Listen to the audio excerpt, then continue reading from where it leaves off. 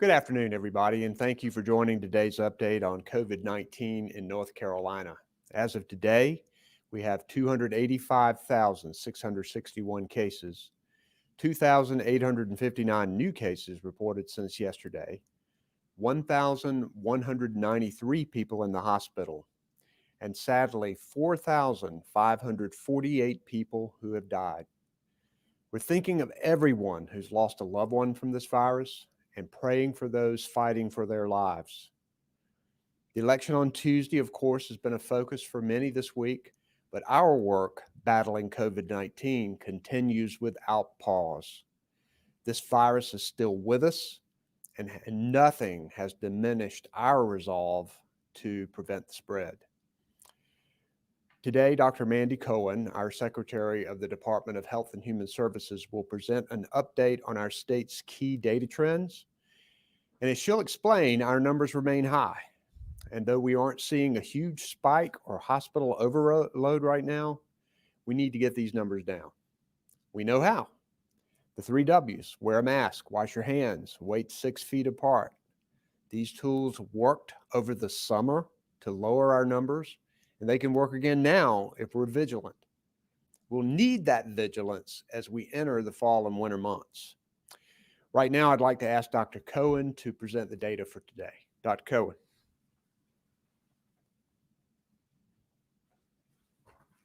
Thank you, Governor. As you'll see in our data, it's concerning that we continue to see high COVID cases across North Carolina. We'll need to continue our vigilance with the 3 W's as we head into the holidays and the colder months. So as a reminder, every week we look at a combination of trend metrics. We look at COVID-like syndromic cases. We look at new cases, positive tests as a percentage of total tests, and hospitalizations. We're also looking at testing and tracing capacity along with our supplies of PPE. All right, so let's dive into the data. This first graph looks at people who come to the emergency department with COVID-like symptoms. This is our earliest detection mechanism. This graph begins back in March at the start of the pandemic. And taking a look at the yellow line, you can see that in the last 14 days, it's been going down, but does remain elevated. In our next graph, we look at new cases. This first graph shows you the trajectory of new cases each day since we had our first case back in March. You can see the yellow line has gone up considerably in the last month, and we are experiencing our highest number of day-over-day cases since the pandemic began. If we narrow in on the trajectory of cases, going back now to the beginning of September through today, you can see a clear picture of what's happening. Overall, our cases are trending up. Today, we once again surpassed 2,800 cases reported in just one day. And last week, we had 3 days where we reported more than 28 cases each day. These are our highest daily numbers so far. And this is concerning, particularly as our weather turns colder and people are gathering indoors, which carries a higher risk. Next, we look at the percent of tests that are positive. This graph also goes back to the beginning of September, and looking at that yellow line, our percent of tests that are positive has remained fairly level since mid-October. However, it is now closer to 7% rather than the 5% we had been seeing back in September. And we want to see this metric at 5% or below. On our next graph, we look at day-over-day hospitalizations. This graph also starts back in early September. This number has been relatively stable since mid-October, but you can also see that our hospitalizations are up since September.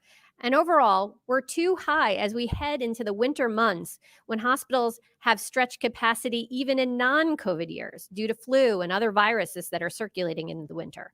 It's a good reminder. Don't forget to get your flu shot. Okay, here's where we are. Our surveillance data has been going down, but still way above our baseline. It gets a yellow line. North Carolina's trajectory of cases is up. It gets a red X. North Carolina's trajectory in percent of tests returning positive is level, but running higher than it was in September. So this gets a yellow line. And North Carolina's trajectory of hospitalizations is high, but level. We still have capacity. This also gets a yellow line. Now on to some of our capacity indicators. Our testing capacity remains high, and I encourage people to get tested if they have symptoms or think they have been exposed to the virus. On our peak testing days, labs are reporting more than 40,000 tests per day. So this gets an upward arrow. On contact tracing, more than 500 people have been notified of possible exposure to COVID-19 through our notification app, Slow COVID NC. You can join the more than 300,000 people who have downloaded Slow COVID NC to their phones from the Apple or the Google Play Store. This metric gets a sideways arrow. Our PPE supplies remain stable, and we continue to distribute PPE across the state. This indicator also gets a sideways arrow. So as the weather's been getting colder, we are seeing significant increase in cases across the country and across the globe. I'm concerned that our numbers will trend even higher as people gather together for the holidays. While the safest thing we can do for our friends and family and loved ones is to avoid getting together in person, especially indoors, I know that runs counter to our holiday traditions. I know folks want and need to be together during the holidays. So if you do decide to host or attend a holiday gathering, there are steps you can take to do it as safely as possible. We can't eliminate risk, but we can decrease it. My department will share some formal guidance about Thanksgiving early next week, but I'll touch on some of the highlights as I know people are already beginning to plan. First, do not attend or host a gathering if you feel sick or have been diagnosed or have been exposed to COVID-19. Second, remember we still have gathering limits in place. Smaller is better, and outdoors is better than indoors. If you have tables, have each group of people who live together at their own table, and then keep tables at least 6 feet apart from one another. This is especially important as people will need to remove their mask when eating or drinking. Make sure to clean and disinfect commonly touched surfaces, such as door handles or sink faucets. And finally, remember your 3 W's, wearing a mask over your nose and mouth the whole time you are together, other than when actively eating or drinking. Wash your hands regularly or use hand sanitizer, and stay at least 6 feet apart, especially when eating or drinking. One final piece of our guidance that is new: folks can consider getting a screening COVID-19 test prior to travel or attending family gatherings. As we know, a screening test is by no means perfect, but it can catch some people who have the virus and don't have symptoms yet. Screening tests can miss infections, particularly if you use rapid tests. And a negative test only gives you information for that one point in time. A negative test does not mean you're going to remain negative. But simply put, think about getting a test before traveling or before gathering for holiday celebrations. If you test positive, stay home and isolate. If you test negative, it's not a free pass. You're still going to wear a mask and practice all the 3 W's. Let's all keep our friends, family, and loved ones safe this holiday season. Remember, it's not how well you know someone when it comes to wearing a mask. If they don't live with you, get behind the mask. Thank you.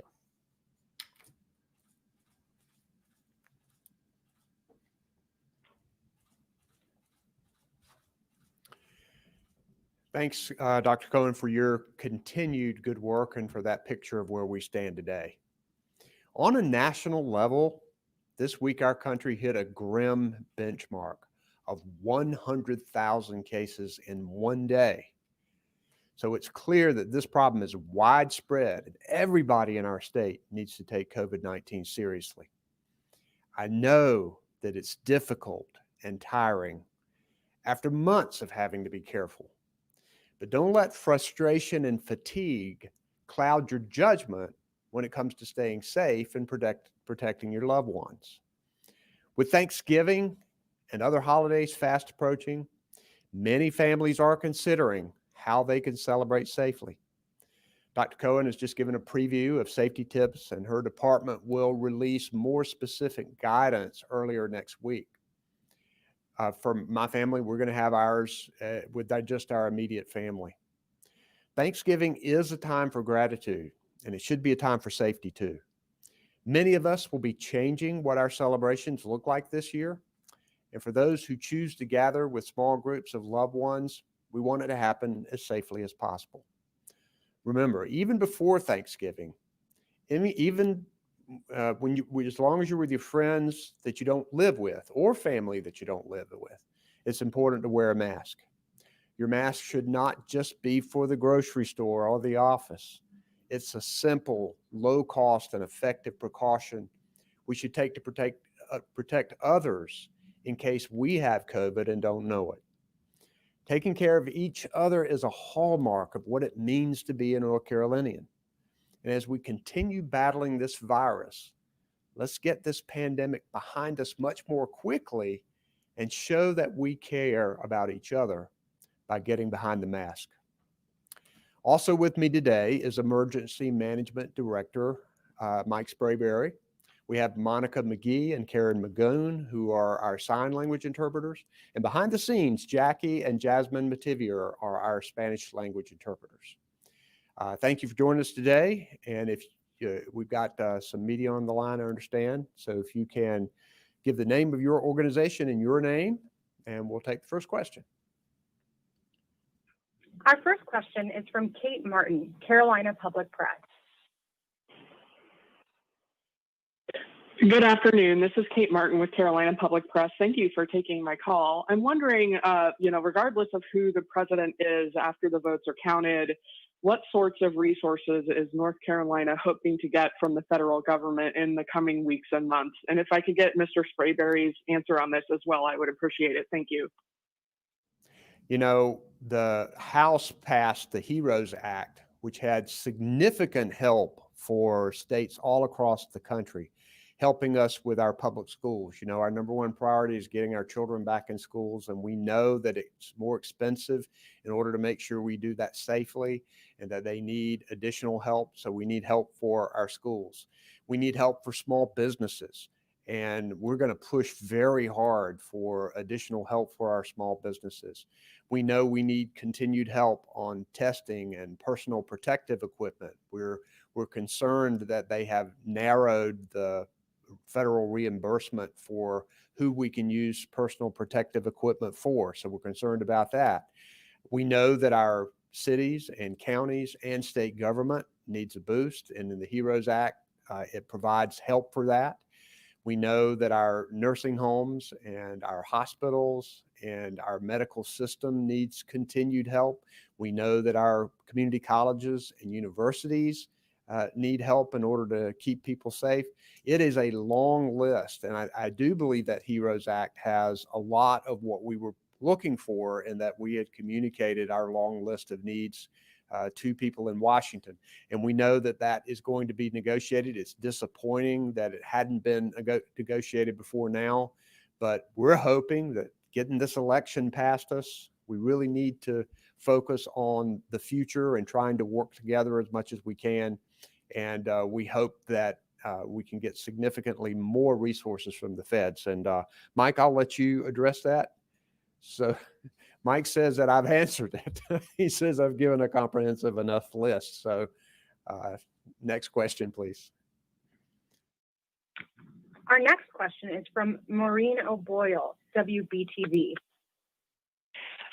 Thank you. This is Maureen O'Boyle from WBTV.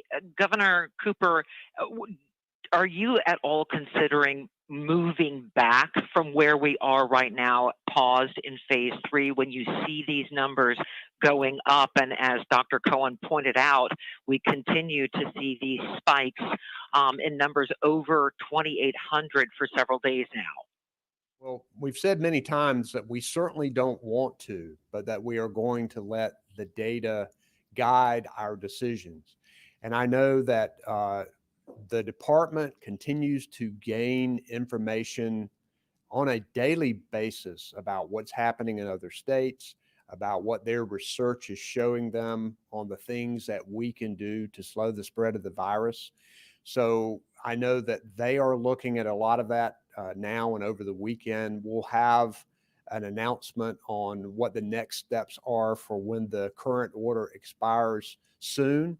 But we're going to continue this preventive message that we have out there that we can get control of this virus. We hold it in our hands if people will come together and wear their mask and social distance. And that really doesn't cost us anything other than being vigilant. And we're going to continue to emphasize that. And we'll have something on where we go after the next executive order. We'll have that next week. Dr. Cohen, would you want to add to that? She does. Next question, please. Our next question is from Michael Hyland, CBS 17. Hi, Governor. This is Michael Hyland from CBS 17. My question is related to what you were just asked. As we're seeing what's going on overseas with some countries going back into strict lockdown modes, what is going on here in North Carolina as you talk about the numbers being very concerning here? How different is the situation here? And is something like that even on the table looking into the winter months? So we are concerned about where North Carolina is, but we've also done some things right. We took early action. We made an early mask mandate, and a lot of people are doing the right things. And because of that, North Carolina hasn't seen a huge spike. We've seen over the last couple of months and weeks, particularly, an increase in a level of cases that are too high, but right now we don't have an overload at our hospitals. Right now, we don't have a massive spike. So we're doing some things right. And it's not to say that we potentially couldn't get there like Europe has experienced their situation. And we would have to approach it in the way that we think is most effective. And I think we would be looking at other states, and our health professionals don't think that we would approach what the way they're doing it. But right now, I think we've been rather successful in what we've been doing, but we know we need to do more. And we would like that to be everybody pulling together to try to slow the spread of the virus, because we do hold a lot of the answers in our hands. Dr. Cohen, would you like to supplement that? Okay. Next question, please. Follow-up, Michael Hyland, CBS 17. To what extent, if we were to go backwards on the reopening, would you need buy-in from other states, not just people here in North Carolina, given that other governors have expressed unwillingness to roll back restrictions under any circumstances? Given that the virus is spreading across state lines, it's spreading everywhere, would you need to be working at least regionally for anything like that to be effective? You know, from the get-go, we have wanted a more effective and coordinated national strategy in the fight against COVID. I think it's positive where the federal government is moving on trying to do the research and trying to get us a vaccine. And I'm hoping that that can come sooner rather than later. But I do believe we could have had a more effective federal strategy. And I think always you want to have a cooperative effort moving forward. We do often meet together as governors.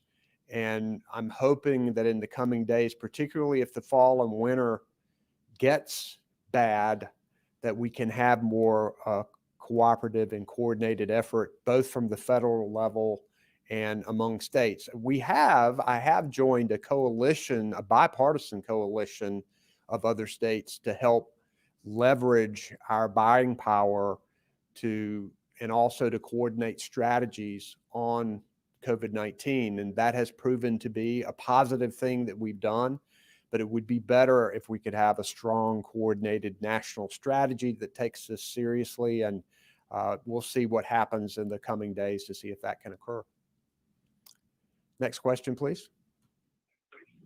Our next question is from Brian Anderson with the Associated Press.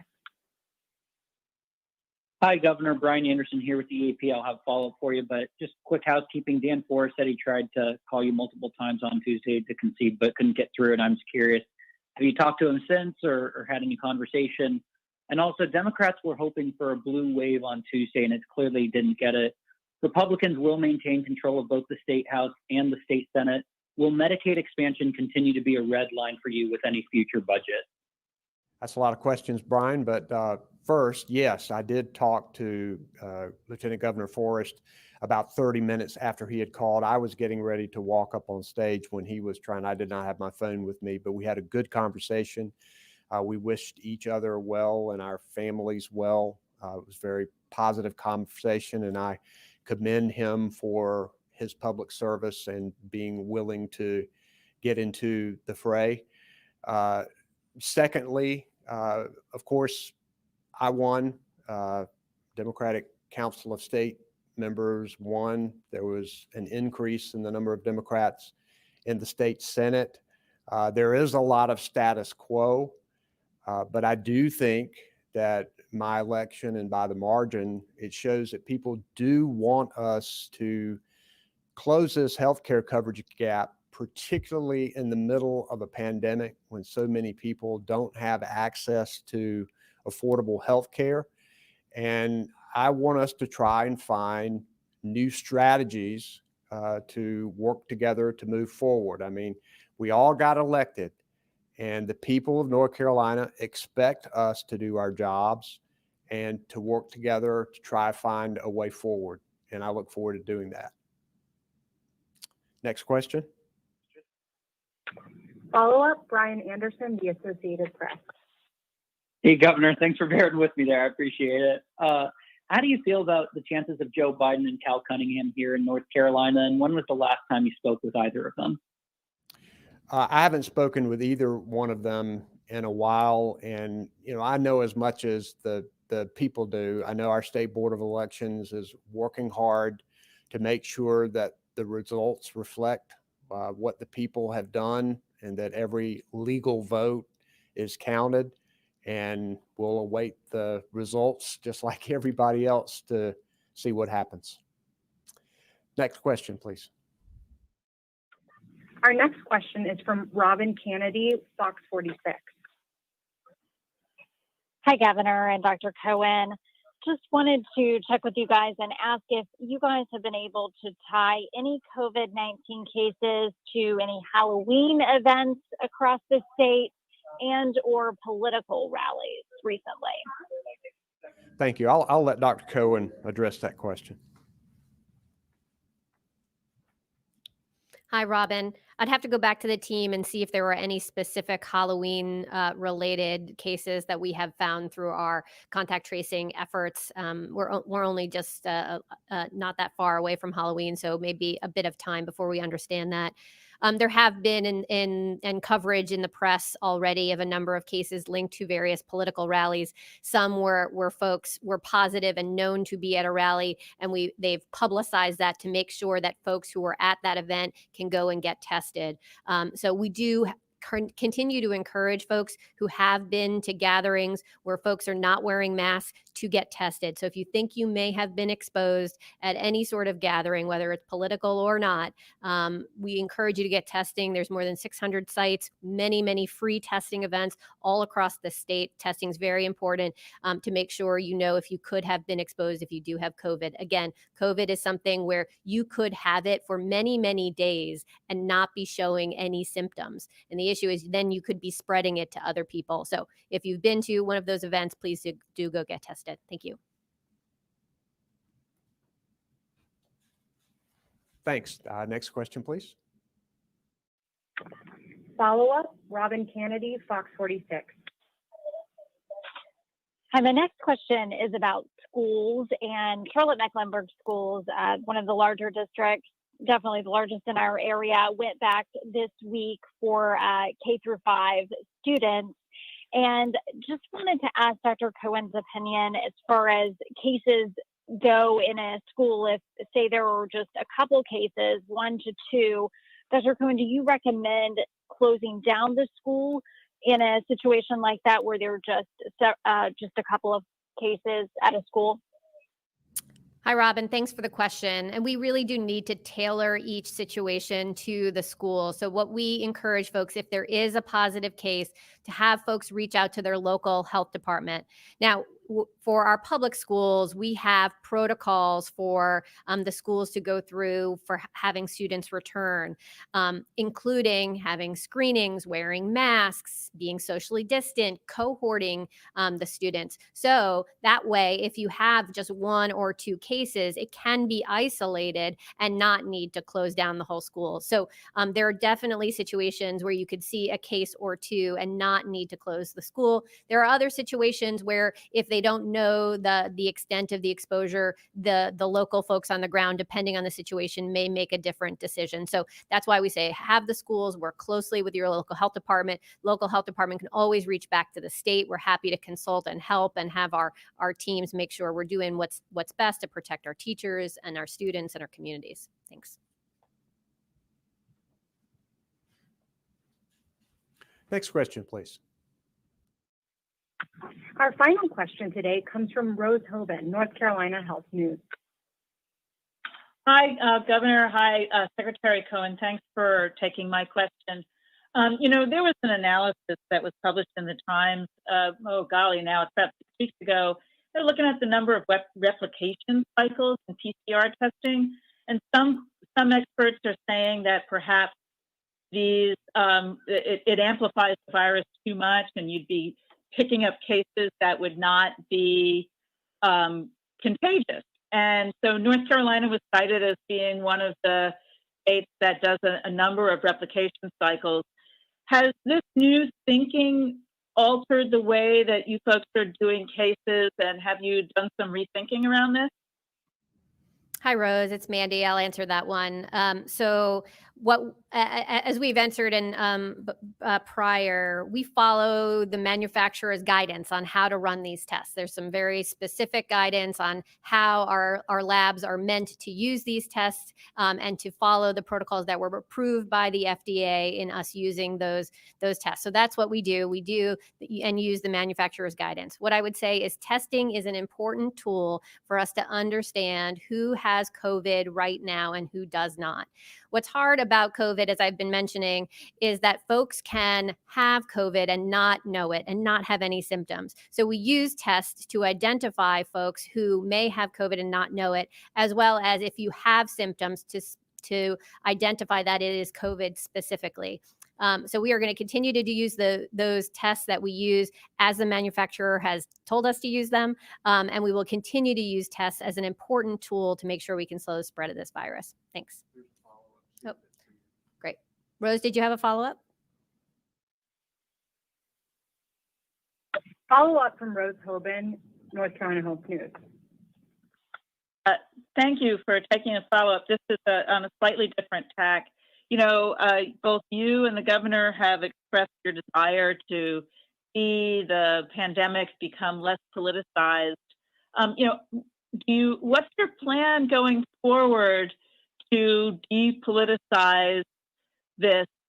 Over time, are you, how do you do that in this context? I think it's going to be a natural occurrence because the election is over. And so we are now past that. I think most every North Carolinian, every American is ready to move on from the rough and tumble election and to go about our business of trying to fight this pandemic, get better paying jobs for people, get kids educated. So I think it's going to be a natural occurrence.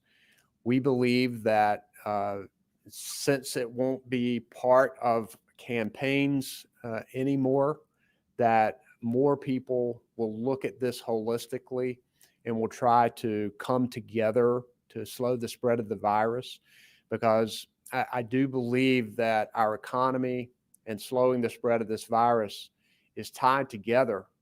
And we want to do both. We want our economy to go up and we want the spread of this virus to go down. And I think that working together, we can get there, and we won't have the distraction of this election where the politicizing of the pandemic was central in many ways, and wearing a mask, whether you did it or not, seemed to be a political statement.